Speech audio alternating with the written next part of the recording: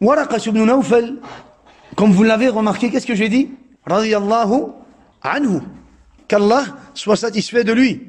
Et on ne peut dire qu'Allah soit satisfait de lui que pour un musulman. On ne peut pas dire qu'Allah soit satisfait de lui pour un mushrik. On ne peut pas dire rahimahullah pour un autre qu'un musulman. Quelqu'un qui est mort sur le shirk, quelqu'un qui est mort sur autre que le tawhid. Attention, ya ikhwa. Ce qu'on doit prendre en considération, ce n'est pas seulement le fait que la personne n'ait pas du shirk, non. Il se peut que la personne n'ait pas du shirk, mais ce qu'on doit prendre en considération, est-ce que cette personne qui n'a pas de shirk, est-ce qu'elle a le tawhid? Parce que ce qui est important, c'est le fait d'avoir le tawhid. C'est le fait de renier le shirk, mais en ayant le tawhid. Ça va? Et donc, on ne peut pas dire, rahimahullah, si ce n'était pas une personne qui est morte sur le tawhid. Le prophète n'a pas su dire, rahimahullah, pour son propre père. Le prophète n'a pas su dire, rahimahullah, pour sa propre mère. Le prophète n'a pas su dire, rahimahullah, pour son propre oncle, Abu Talib. Et on peut citer encore autant d'exemples de la vie du prophète, et de la vie des prophètes, et de la vie des compagnons. Nuh, alayhi salatu wassalam, a perdu un enfant mécréant. Il n'a pas pu dire, rahimahullah, pour cet enfant qui est mort mécréant. Allah Azza wa Jalla lui a dit, la tas'alni ma laysa laka bihi ilm. Parce que Nuh, alayhi salatu wassalam, a demandé à Allah, Ya Rabbi, inna ibni min ahli wa inna wa'daka al-haq. Ya Rabbi, tu m'avais promis de sauver ma famille. Nuh, alayhi salam, le prophète Noé, Allah lui avait dit, construis-toi l'arche et je vais te sauver, toi et ta famille. Toi et ta famille. Donc Nuh, alayhi salatu wassalam, il s'est dit, Allah va me sauver moi et ma famille. Moi et ma famille. Mais entre-temps, il y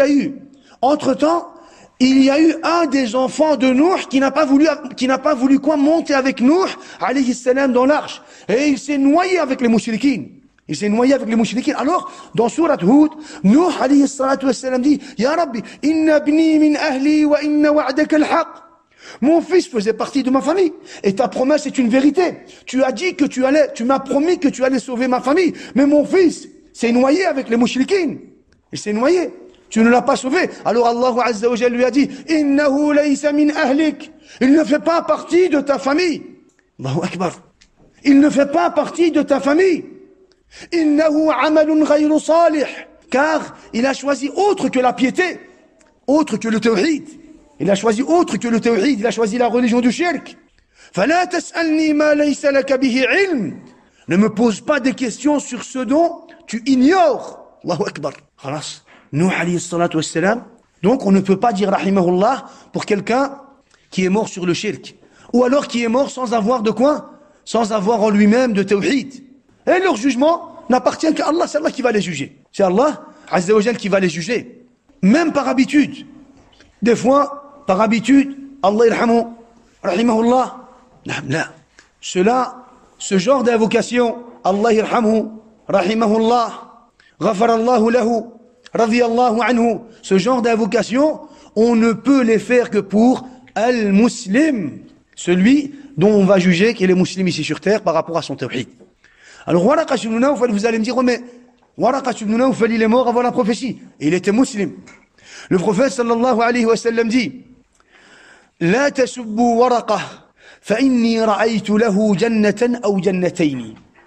N'insultez pas Waraqa, attention, il est mort au début de la prophétie, à la fin de la jahiliya, mais attention, n'insultez pas Waraqa, car je l'ai vu, il avait un paradis ou deux paradis. Allahu Akbar.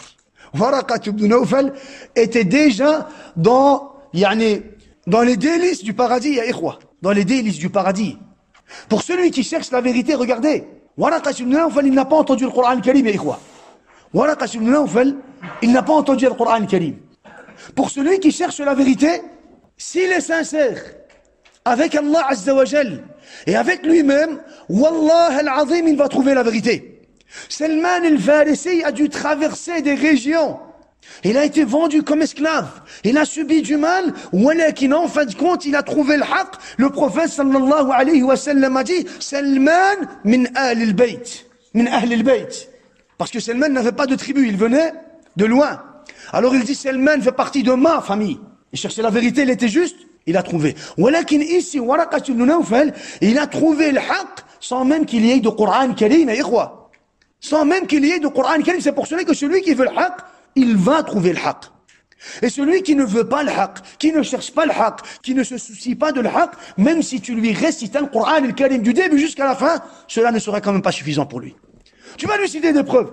Allah Azza wa Jalla ce qu'il dit à propos du shirk. Regarde ce qu'Allah récite à propos des prophètes, des messagers. Regarde ce qu'Allah Azza wa Jalla raconte à propos de l'appel des prophètes et tout ce qui suit. S'il ne cherche pas la vérité, wallahi, tu peux lui réciter le Coran du début jusqu'à la fin, cela ne sera quand même pas suffisant pour lui.